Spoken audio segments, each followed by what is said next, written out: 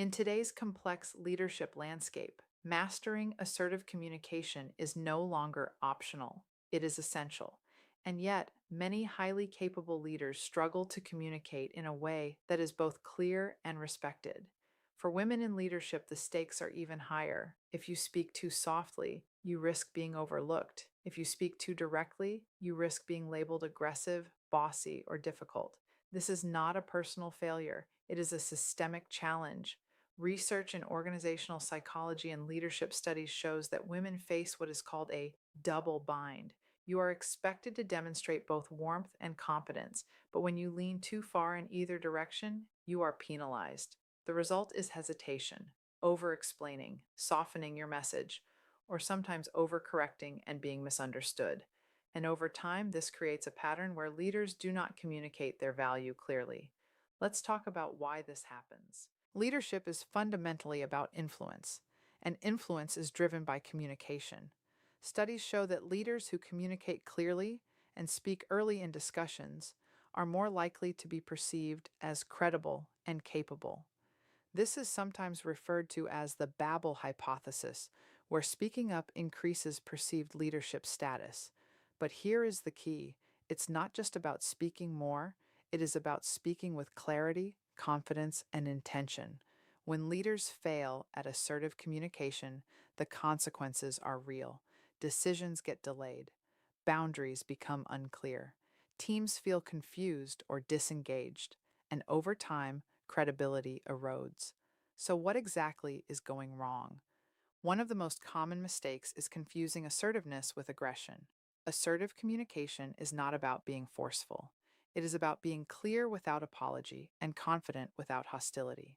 Let me give you an example. Instead of saying, "I'm sorry, I know you're busy, but if you have time, maybe we could revisit this," which is passive, or saying, "This isn't working, you need to fix it," which is aggressive. Assertive communication sounds like this: "I'd like us to revisit this approach. Here's what I'm seeing and what I recommend." Same message, completely different impact. Another major reason leaders struggle is over explaining to be liked. Many women have been conditioned to prioritize harmony, to soften their words, to add context, to make sure no one feels uncomfortable. But here's what the research shows: when you over explain, you dilute your authority. Your message loses impact, you signal uncertainty, and you actually invite interruption. So instead, practice structured brevity. Say what needs to be said clearly and then stop. For example, instead of explaining your reasoning for 5 minutes, say, "I recommend we move forward with option B based on the data and timeline." Then pause. Silence is not awkward. Silence is power. Another reason leaders fail at assertive communication is avoidance of discomfort. Your brain is wired to avoid social rejection. When you anticipate a difficult conversation, your nervous system interprets it as a threat. Your heart rate increases, your thoughts speed up, and you hesitate. But avoiding the conversation does not eliminate the problem, it amplifies it. Research shows that unresolved workplace tension reduces team performance and increases stress levels across organizations. So instead of avoiding, you step into clarity. For example, instead of saying, "It's fine, don't worry about it," or "Maybe we could think about improving this," an assertive approach sounds like this: "I want to address a concern. The deadline was missed and that impacts the team. Let's talk about how we can prevent this moving forward." Clear, calm, direct. Another critical area is boundaries. Leaders who struggle with assertive communication often struggle with boundaries.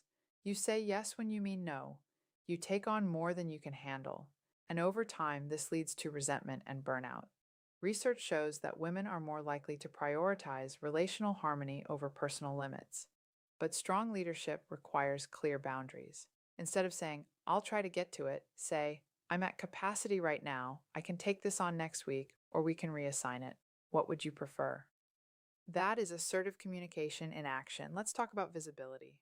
Studies show that those who speak early in meetings are more likely to be perceived as leaders, yet many women wait. You wait until you are sure. You wait until you have the perfect wording. But leadership is not about perfect timing, it is about presence. So instead, speak early. Say, "I'd like to add a perspective here." That one sentence anchors your voice in the room. Another subtle but powerful mistake is softening language too much. Words like just, maybe, and I think seem harmless, but they weaken your message. Instead of saying, I just think maybe we should consider changing this, say, I recommend we change this approach. Notice the difference. Same idea, more authority. There is also a strategy called framing that can reduce backlash. Research suggests that when you provide context for your assertiveness, people are more receptive.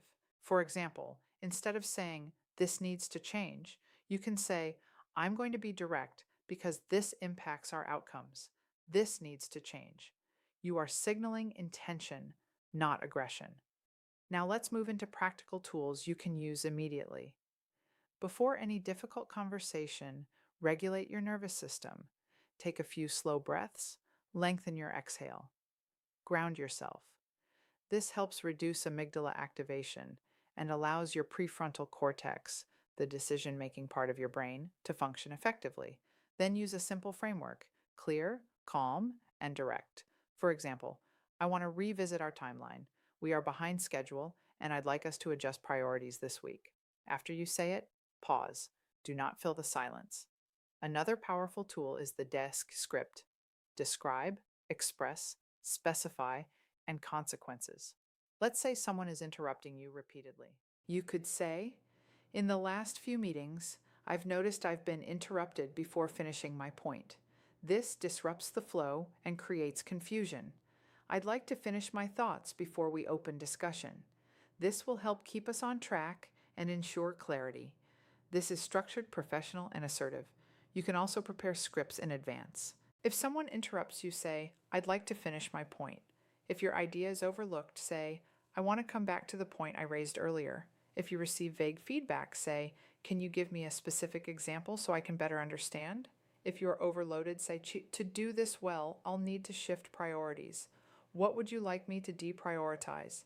These are simple but powerful. Let's briefly talk about neuroscience. Your brain is wired to avoid conflict because historically, social rejection meant danger. So when you speak up, your brain may interpret it as a threat. But here's the reframe: assertiveness is not conflict. Assertiveness is alignment. You are not creating tension, you are creating clarity. And clarity builds trust. Over time, assertive communication becomes easier. Neural pathways strengthen. The emotional resistance decreases. And what once felt uncomfortable becomes natural. This is a skill, not a personality trait. And finally, your communication style reflects your leadership identity. Ask yourself, do I speak with clarity?